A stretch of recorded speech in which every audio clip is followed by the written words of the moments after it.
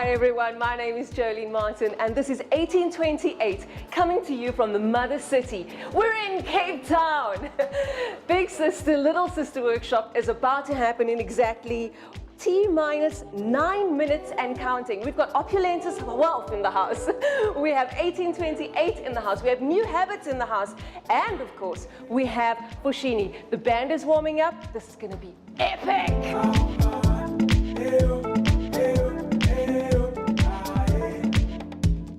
Ladies and gentlemen, please welcome Viful Wisisiane.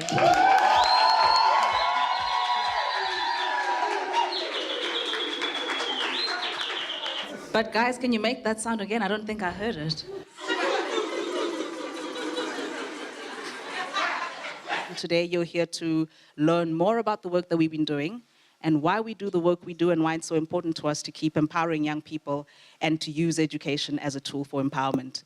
And those of you who are going to spend the day sleeping, let me tell you, you're going to be so glad you didn't. It's really going to be an awesome lineup, and this is exactly the kind of audience that we work with and the kind of young people that we wanted in the room. So big ups to all of you for being here. Round of applause.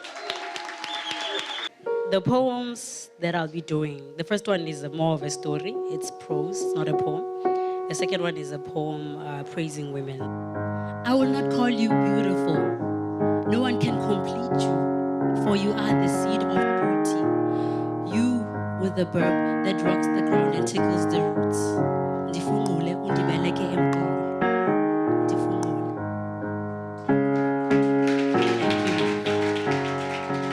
Thank you, Lebo.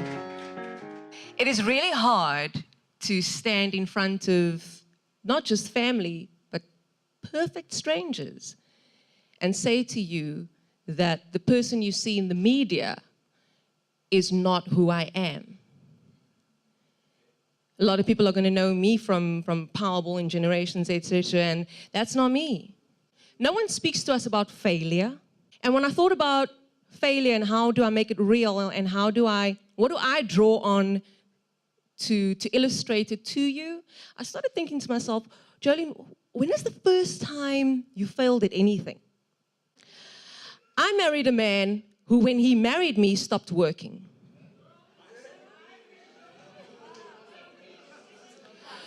Not only did he stop working, but he was physically and emotionally abusive. So much so that he stayed in the top room, I moved downstairs to the guest room, and I locked my bedroom door every night. Why did I stay in that marriage for 3 years? Because I didn't want anyone to think I was a failure. Failure is not the opposite of success.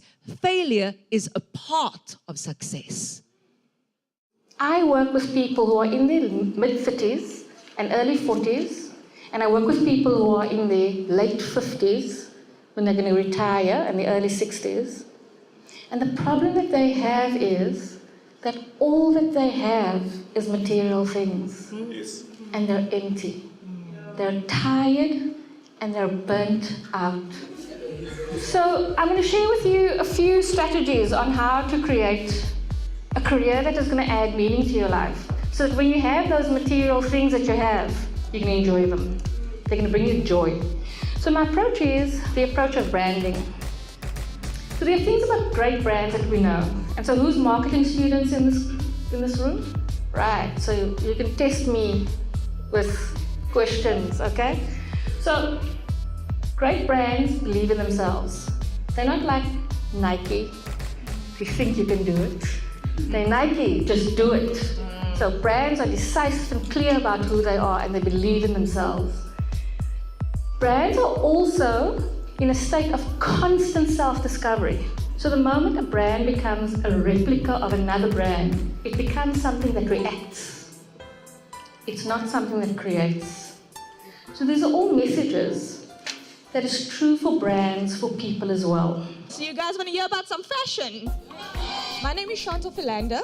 Hello, my name is Chardonnay Brink. My name is Shingai Chikoko. I am sure you all heard of the term dress for success. Does anybody want to try and define what it means to dress for success? Anyone? Thank you. Okay, there's four phrases that goes with the term dress for success. The first one is obviously you dressing with using the right clothing. Personal hygiene is very important.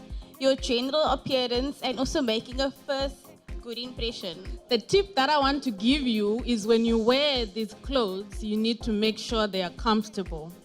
People think you have to wear some kind of clothing, but if it doesn't suit your body and makes you uncomfortable, then it's not helping you. So, biggest tip, dress for comfort. So I'm going to share with you 3 specific items that I think every one of you guys should be wearing this summer to be on trend. So I'm sure all of you guys have been seeing these beautiful off-the-shoulder tops. Off-the-shoulder trend can be worn in dresses and florals, prints. So you should be wearing this item. You should have it in your hand. You can get it at Fashini. Based on this, I also want to highlight the embroidery. You'll be seeing a lot of bombers coming through with key embroidery on it. And then the third and last item that is a must-have for this season is ripped denims. Not just ripped in any way, ripped at the ankle. So the higher it is, the better. I haven't been working for a very long time, but I've been for a lot of interviews because I consider myself to be fortunate enough to be educated and have options.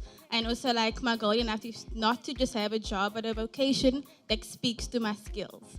So there are 3 tips that I've picked up over my short career span. And one is just making eye contact and smiling. Smiling just indicates a gesture of being friendly and showing an open face. And also eye contact means that you are listening and engaging with someone. The next step is to be on time.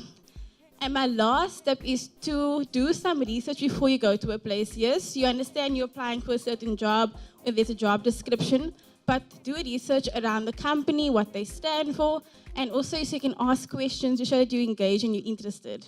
Here's our next speaker. Who loves money? Money, money, money, money. Okay, this woman is going to teach you how to handle your cash. Like, what can I do to become a good investor? It all depends on your time frame. It depends on your goals. And based on that, a financial planner would be able to offer you the most suitable option linked to your needs.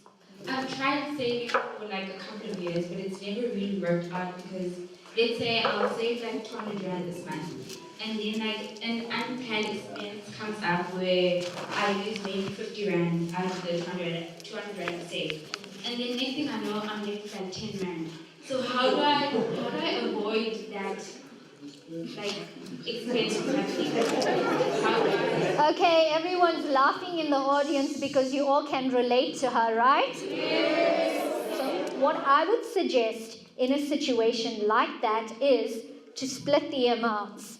You put 100 rands into a longer term investment where you know you cannot touch it no matter what happens. The other 100 rand, you put it in a different type of investment whereby should an emergency occur where you need 50 rands or whatever amount, you can easily access it.